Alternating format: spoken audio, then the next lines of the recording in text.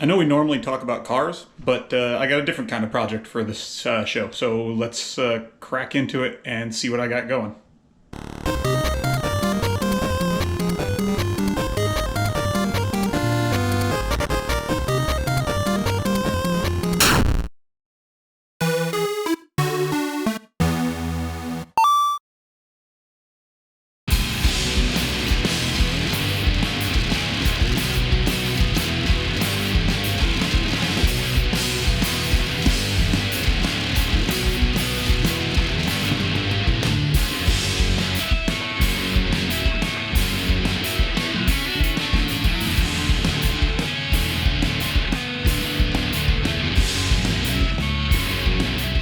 What we got here is a Bad Cat Firebird. So this is an all mahogany guitar kit. You can see we've got our mahogany bass for our Gibson Firebird knockoff. I've always wanted a Firebird. I've never wanted to spend the $2,000 that Gibson wants for a Firebird. So now I got this nice thing, and first things first, I got to figure out how to paint a Tobacco Sunburst, because I'm going to try to make this a replica as close as I can. But here's the body. Nice heavy duty wood on this. This is not cheap like basswood or anything along those lines. Also has a neck in here. Here's the neck. And the neck, the headstock's not quite right. Oh, I guess it is. It looks like it is a proper Firebird headstock. So let's open this up.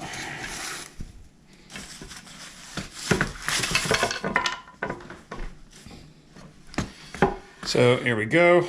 Nice standard reverse headstock on there, like that. And it's a nice feeling neck. And then we've got the nut for it that I'll have to glue on, truss rod down underneath. It looks like this might have been glued, or maybe it wasn't. Yeah, it was glued, but it looks like it came off. It is in a very cold box. That's no big deal. It's just a little bit of wood glue, plastic glue. Get that back on. All right, so it came with my plates. That's my back plate for the electronics.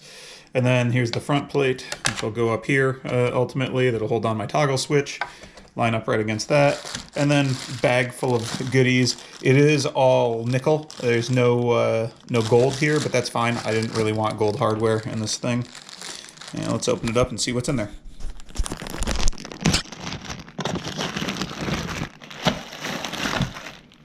Okay, so I got our tuning mechanisms that look pretty nice. Got all of our pots here, and it looks like the pots are actually pre-wired, which is kind of cool. No soldering that I'll have to do to actually put this together, which is kind of strange. Volume and tone knobs, some strings, and the setup for our straps, strap beads on there, and then our pickups right here. And then in here, we got the back side of our tuning mechanisms in there, and then our stop tail for it. This is not a tremolo. And then our headstock plate to cover the truss rod, and all the screws we need, and a really crappy cable, and a truss rod adjusting Allen wrench. So everything we need in the kit to get going other than the paint. So got time to paint it. First thing we got to do is set the neck on the thing before we do any paint or anything along those lines. So not a lot of work here, but you got to make sure you do this right, because if you don't, your guitar neck's going to be warped or it's going to crack off or something bad. So not too much to do here, but we've got some basic tools. So this is all I need to do the neck itself. So I've got my neck, I've got the body, I've got some Titebond 3 Ultimate. Use this. Do not use Gorilla Glue. This is a different, well, I think it's not epoxy or something. I can't remember what it is. But this is the stuff you want to use, not Gorilla Glue for this. You're going to need a razor blade, a little shop towel to clean stuff off, and then a couple of clamps. And if you're like me and you're a car guy, make sure these are clean clamps. Don't go use your greasy ass ones that you've been, bolting the suspension pieces, because otherwise you're going to mar up your wood. And then you're going to need one little piece of wood to press against on the back of it, so you don't mar up the back of this when we actually clamp it together.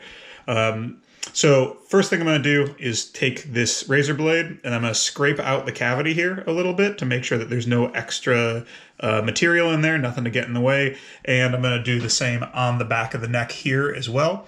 Once we do that, we're going to put some glue in here, put some glue on there, and then set it and press it.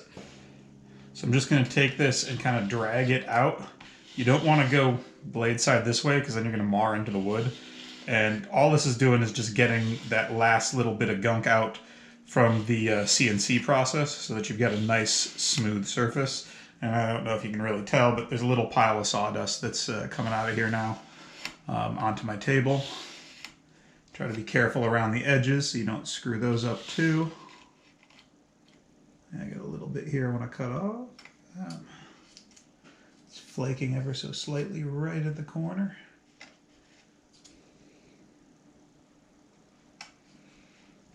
Okay.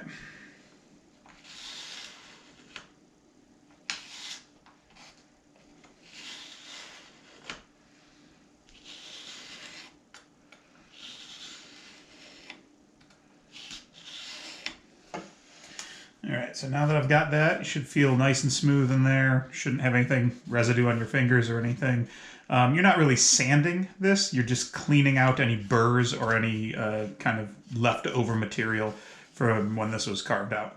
We also want to do the same thing on the back of the neck, just kind of drag it across, clean off any last little burrs, and then do the side of the neck as well. Try not to touch your fingerboard here.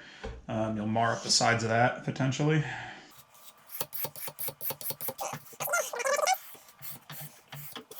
Cool, now both of our surfaces are nice and clean. Before you actually apply the glue, what you're going to want to do is make sure that there's no problems with your neck set. So you're going to set it in there and then press it down and make sure it's flat and level and will stay level in there. And check all around all your joints to make sure there's not any big gaps that you got to put filler in.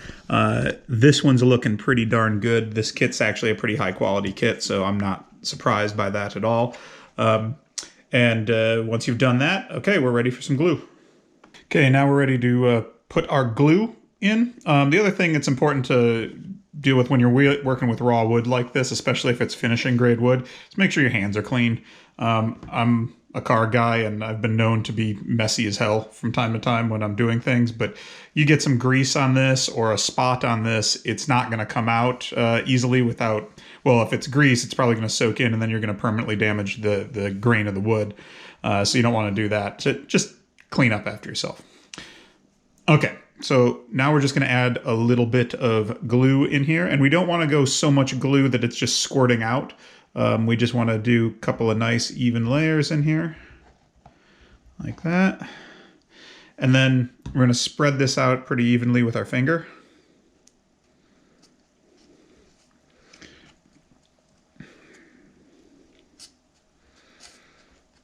All right, get it in there good.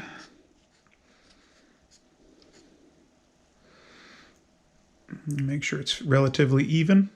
And then get some up on the sides here as well. So, well, now I've got some glue on my finger. Squirt a little out there. Squirt a little out there. All right.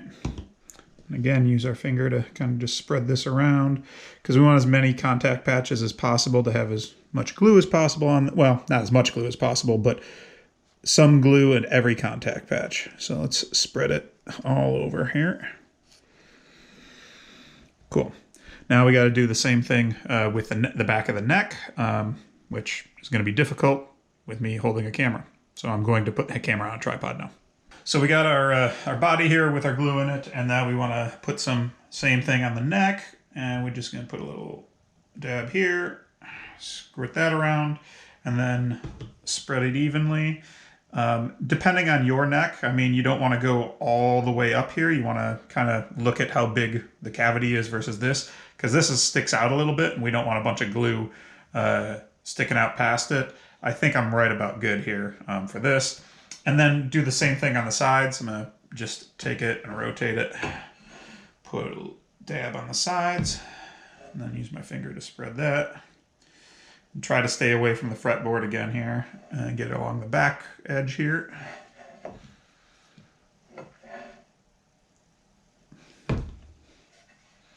Spread that, and then do the other side.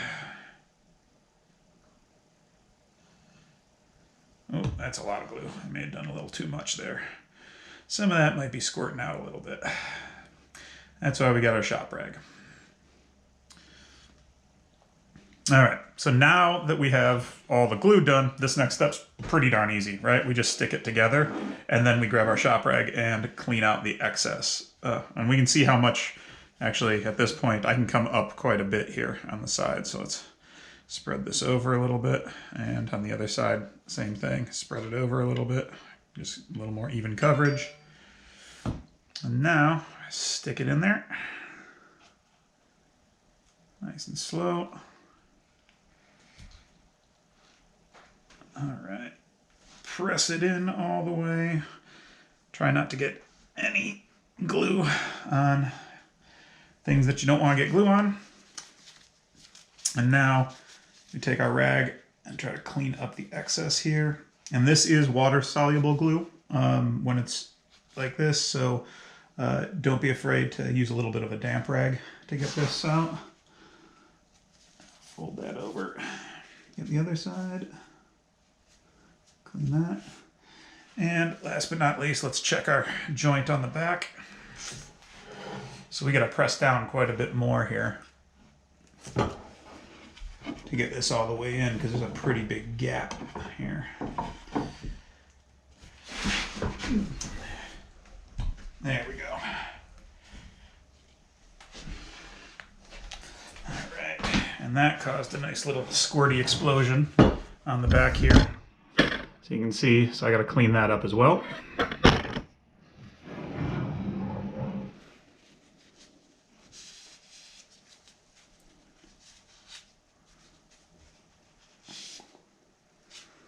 Ah, crap. There we go. All right, so now we've got all our glue in. Clean out the cavity a little bit as well. All right. I'm going to take a quick break, clean my fingers off, and then we'll clamp it in place. So we got, we can see inside the cavity there now. We got to put our clamps on. I'm going to try to get them on either side here. So one over this way, one over this way, and then clamp to the back. And for the back, I've just got a piece of nice clean wood that was a blank from like the crafting store. I just happen to have this sitting around. Any clean block of wood will work. Again, try to make sure it's clean and not something that has dirt on it or grain on it, because that could impact the grain of your wood here. I flip this thing over and clamp it up.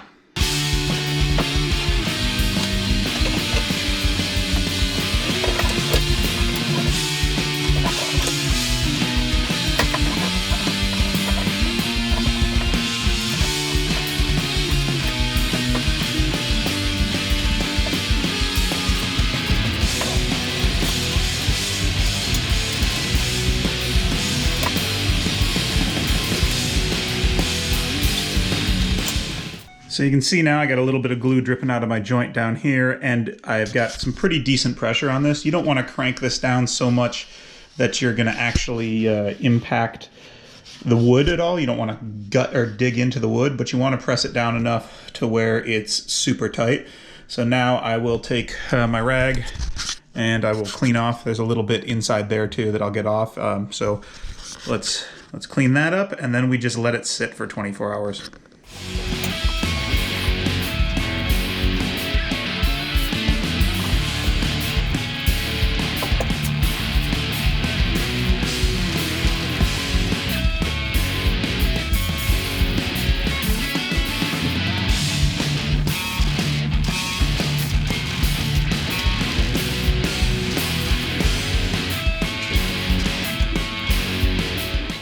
All right, so here we've got our clamps all the way. You can see it's nice and straight.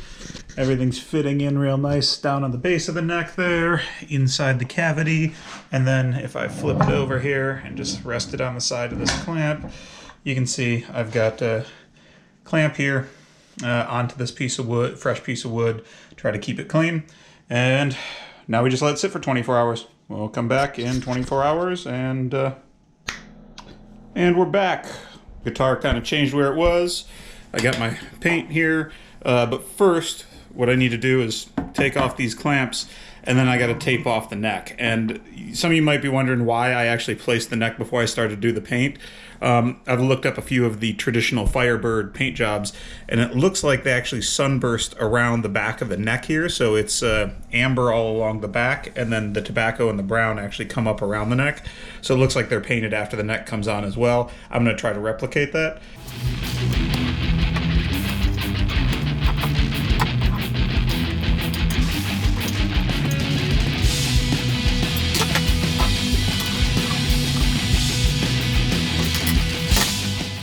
So for the very first coat, I am still going to, like I said, I'm going to paint the entire guitar, which means I got to mask off the neck.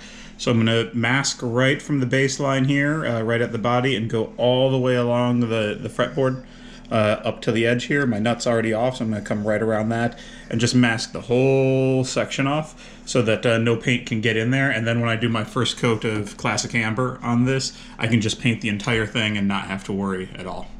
All right, guys, thanks for watching. That's all we got for today. Next time we'll come back, we'll get the thing painted, and then after that, we'll get it put together and play it a little bit. Thanks for watching.